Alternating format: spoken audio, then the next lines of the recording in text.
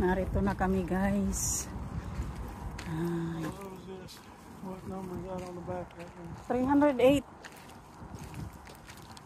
So ayan, guys, mga sasakyan na binibenta po yung mga parts. So dito kami sa Ford. Ayan, oh, grabe. Meron pala ito dito. Parang pinaka-junk shop. Pipili lang po kayo kung anong tires ang gusto nyo or mga parts ng sasakyan. Iba't ibang klase po ito ng sasakyan, iba't ibang year. So ayan, mamimili lang. Kailangan kasi namin ng spare tire para doon sa nabili naming second hand na sasakyan. Ayay,